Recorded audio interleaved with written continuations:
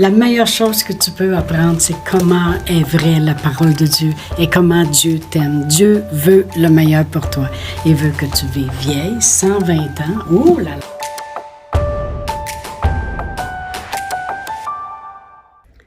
Bienvenue à Inspiration. Nous sommes déjà rendus à notre quatrième capsule, pas la dernière, mais non la moindre, la quatrième capsule de cette semaine sur Jésus au complet. Amen. On a vu dans les autres capsules que notre Seigneur Jésus-Christ, lorsqu'il est mort à la croix, il a vraiment accompli la loi et les prophètes. Autrement dit, comme j'ai dit, racheter de la malédiction de la loi, ce qu'il a accompli pour nous, et aussi tout ce que les prophètes ont dit d'avance qu'il ferait pour nous et que nous, on aurait qu'à recevoir. Amen. Alors, c'est ce qu'on a vu. Et on a vu aussi que Jésus lui-même nous a dit qu'il voulait que la volonté du Père se fasse sur la terre comme au ciel. Et c'est aussi facile pour lui de nous guérir que de nous pardonner. C'est pas un plus difficile que l'autre parce que c'est toutes des choses qu'il a accomplies. Amen. On a vu aussi hier qu'il a bu une coupe, la coupe de douleur, de souffrance. Il dit, faut-il vraiment que je boive cette coupe? Non pas ma volonté, mais ta volonté. C'est le seul temps que notre Seigneur Jésus-Christ il a prié pour la volonté de Dieu. Amen. Et c'était de boire cette coupe. Et nous autres, on a terminé hier en disant que la coupe que nous, on a à boire, si vous voulez, c'est la coupe de bénédiction qui est une communion à son sang versé puis à son corps brisé. Alors vraiment, le moyen de prendre part à la coupe de souffrance que lui a souffert pour que ça devienne une coupe de bénédiction, c'est vraiment d'avoir cette communion au sang versé puis au corps meurtri de Jésus. C'est pour ça que j'ai appelé ça Jésus au complet, parce qu'on ne peut pas prendre juste une partie. Si on veut avoir toutes les choses, c'est de prendre Jésus au complet, tout ce qu'il a accompli pour nous. Amen. Il y a tellement de choses que notre Seigneur Jésus-Christ a fait puis veut faire dans nos vies. Puis c'est tellement triste parce qu'au travers des années, j'ai tellement vu de gens se priver j'ai dit, Dieu, il veut prendre soin. Dieu, il veut que tu t'en sortes. Puis c'est comme si la personne, elle avait de la misère à prendre cette partie-là. Ou j'ai même des fois déjà essayé de prier pour des gens pour la guérison. Puis c'est comme s'ils ils ont dit, oh, tiens, non, moi, je veux pas ça. Je veux pas ça. J'ai dit, pourtant, tu vas chez le médecin pour être guéri. Hello, tu dois le vouloir en quelque part. Non, il ne voulait pas. C'était comme abuser de Dieu. Mais vraiment, c'est Jésus au complet. C'est prendre part au sang et au corps de Jésus. Amen. Dans Colossiens 1, voici comment l'apôtre Paul parle à propos de Jésus au complet. Il dit, « Rendez grâce au Père qui vous a rendu capable. » Moi là, cette écriture-là, c'est une de mes écritures préférées, qui vous a rendu capable d'avoir part à l'héritage des saints dans la lumière. Un héritage, c'est un héritage. Quand tu as un héritage, tu veux savoir tout au complet qu'est-ce que tu hérites. Tu ne veux pas savoir juste une partie. Tu vas avoir tout au complet de qu'est-ce que tu hérites. Amen. Alors, l'apôtre Paul, il dit, rendez grâce au Père. Première des choses, il vous a rendu capable. Merci Seigneur. Comment il a fait pour nous rendre capables d'avoir part, d'avoir une part là-dedans, dans cet héritage merveilleux des saints dans la lumière? Eh bien, c'est ce qu'on va regarder par Jésus au complet. Amen. Cet héritage-là, c'est des promesses de bénédiction, c'est des promesses de guérison, c'est des promesses de provision, c'est des promesses de délivrance, c'est des promesses du salut. C'est ça qui est notre héritage. Il faut comprendre que notre Seigneur Jésus-Christ, quand il est allé jusqu'au bout d'aller à la croix, il aurait pu dire, j'ai fait connaître le Père pendant 3 ans et demi, ils connaîtront. Mais non, il a dit, faut-il vraiment que j'aille jusqu'au bout, que je boive cette coupe de souffrance, d'aller à la croix, puis souffrir, puis tout ça. c'est là qu'il a fait vraiment l'héritage. Et on va le voir dans Galates 3. Je vais tourner dans Galates 3. Et la parole de Dieu nous dit ceci, si je commence à lire au verset 14. La parole de Dieu dit, « Christ nous a rachetés de la malédiction de la loi, qui était devenue vraiment une malédiction pour nous, parce que c'était impossible d'obéir à la loi. Car il est écrit, « Maudit est quiconque est pendu au bois. » Ça veut dire que maudit, la mauditure, si tu veux, la malédiction est sur celui qui est pendu au bois. Afin qu'il y avait un but, afin que la bénédiction d'Abraham ait pour les païens son accomplissement. Il y avait un but, c'est qu'il y avait une bénédiction qui devait venir sur nous. Amen. Et si je regarde aussi, après ça, les versets, je vais regarder au verset 29, la parole de Dieu nous dit, « Et si vous êtes à Christ », ça veut dire si vous avez reconnu ce que Christ a fait, si vous avez reconnu ce qui a été accompli pour vous, vous avez accepté que ça vous prenait absolument Christ dans votre vie, vous êtes donc la descendance d'Abraham, héritier selon la promesse.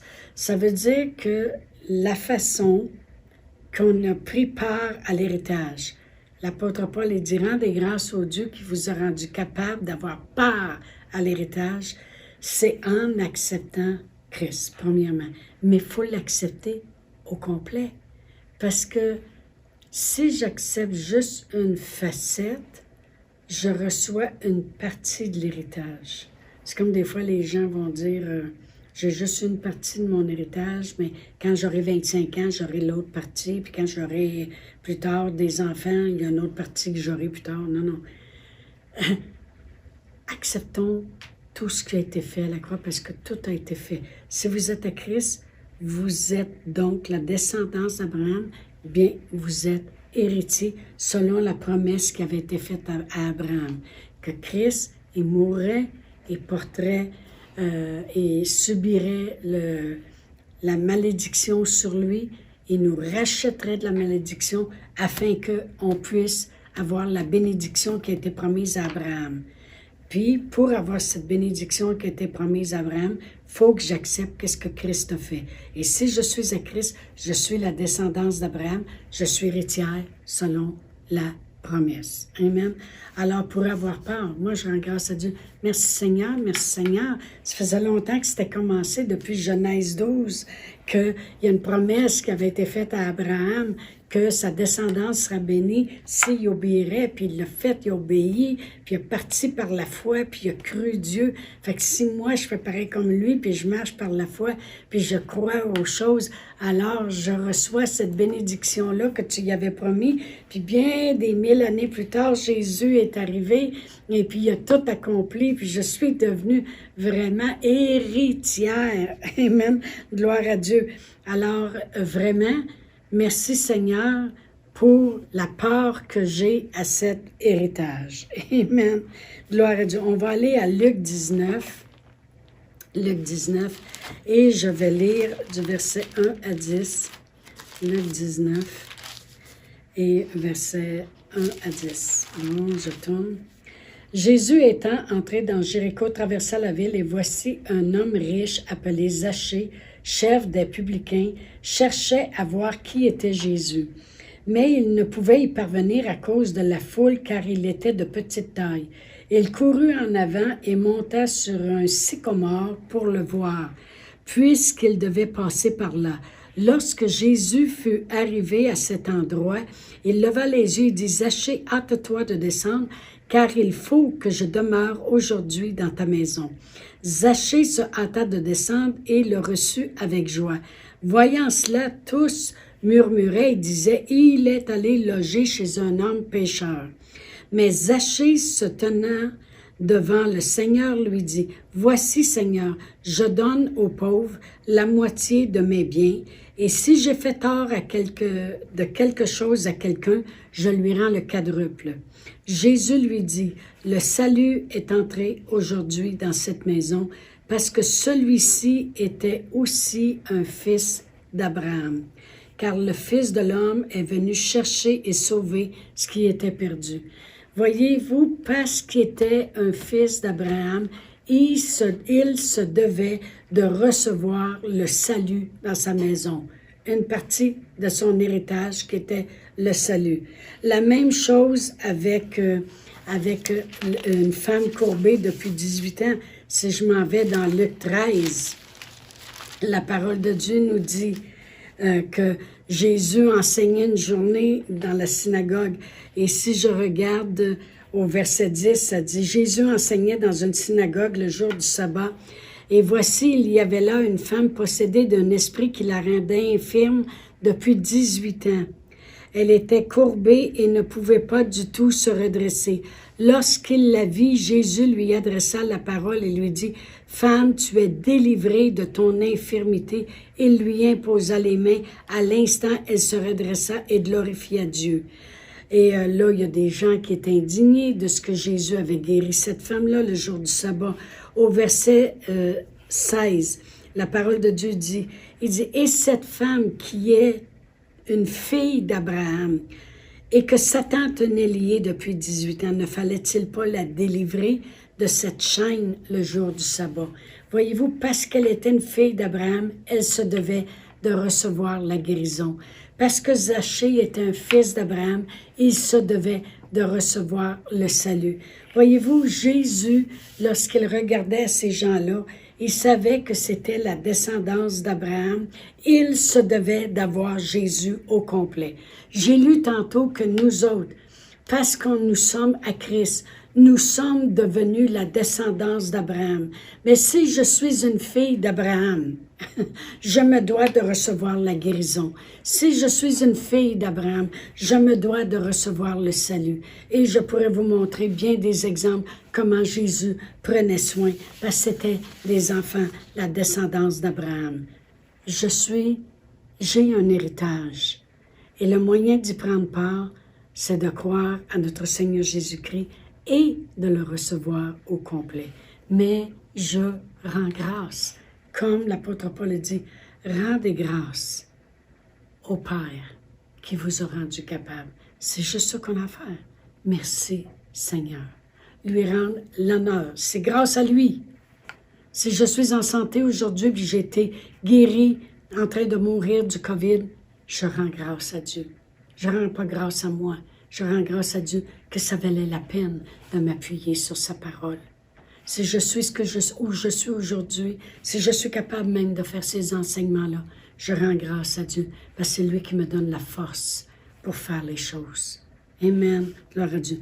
C'est un héritage qui nous donne des droits sur la guérison, sur le salut, sur la provision, sur la paix, sur la délivrance, sur tout ce qui a été accompli à la croix. Amen. Oh, gloire à Dieu. Merci Seigneur. Dans Galates 3, 7, je vais juste tourner rapidement. Alléluia. Galates 3, 7, j'y arrive. Dans Corinthiens, 2 Corinthiens. On tourne les pages. Gloire à Dieu. Bon, lorsqu'on parle d'Abraham, ça dit, « Reconnaissez donc que ce sont ceux qui ont la foi qui sont fils d'Abraham. » Il faut croire. C'est la seule chose. Comment on fait pour avoir peur? Croire. C'est ceux qui croient qui sont des fils d'Abraham. Et on devient héritier des bénédictions d'Abraham. Merci Seigneur. Les promesses ont été faites que nous sommes bénis et non pas maudits. La raison que je dis ça, c'est parce que des fois, les gens, quand ils sont malades, ils vont dire, « Ben Dieu voulait que je sois malade. » Pourquoi ils prennent la maladie qui vient de la malédiction, puis ils veulent changer ça en bénédiction. Moi, j'ai été malade du COVID, puis je peux vous dire, c'est pas bénissant, prends tout, OK? Voyons donc, où est-ce qu'elle est la bénédiction là-dedans? La bénédiction, c'est que Dieu m'a sorti de ça, c'est que Dieu a produit le miracle, quand mes organes commençaient à ne plus fonctionner, puis le cœur était rendu à 30%, les reins ne fonctionnaient plus, puis là, ils ont dit, il va falloir que ça change, parce que sinon, on vous le dit, dans d'une heure, elle va être morte. La bénédiction, c'est que je suis sortie de cela. C'est pas le COVID, c'est pas la maladie. Je ne changerai pas la maladie en bénédiction. La maladie, c'est la maladie. La bénédiction, c'est la bénédiction. On ne change pas les deux. Amen. Jésus a été maudit. Il a souffert. Lui, il a souffert les meurtrissures. Il a souffert les maladies que nous autres, il ne voulait pas que l'on porte. Amen. Vraiment, c'est quoi que j'ai peur? Dans 1 Pierre 2,24, la parole de Dieu dit qu'il a porté nos péchés, puis il a souffert les meurtrissures. C'est le pardon des péchés, la justification et la guérison. Dans 2 Corinthiens 8,9, ça dit « Car vous connaissez la grâce de notre Seigneur Jésus-Christ, que pour vous, il s'est fait pauvre, de riche qu'il était, afin que par sa pauvreté, vous soyez enrichis. Une part de mon héritage, c'est qu'il m'a rendu prospère. Il m'a rendu que la provision est acquise pour moi. » Dans Isaïe 53, 5, la parole de Dieu dit que le châtiment qu'il a subi me donne la paix. Alors, vraiment, c'est une autre partie de mon héritage. Amen. Moi, je veux recevoir Jésus au complet. Et je veux lui rendre grâce au complet de tout ce qu'il a accompli pour moi. Et que on chantait un chant qui disait que chaque jour de ma vie, te glorifie, te glorifie. Chaque jour de ma vie te glorifie, Seigneur. Alors vraiment, c'est ça que je veux. Je veux prendre part au Jésus au complet, mais que chaque jour de ma vie puisse le glorifier, parce que c'est lui qui m'a rendu capable d'avoir part à tout l'héritage que j'ai reçu en Jésus. Alors, je vous dis à demain, et puis on va continuer sur Prendre part. Amen. Chantal Paulus est avec vous tous les jours du lundi au vendredi sur Facebook et YouTube. Vous pouvez écrire à Chantal en privé sur Messenger si vous désirez faire un don par Interac. Voici l'adresse courriel capsule.inspiration au pluriel @gmail.com. Le mot de passe est inspiration au pluriel. Vous pouvez aussi faire un don par www.eslr.org/DONS.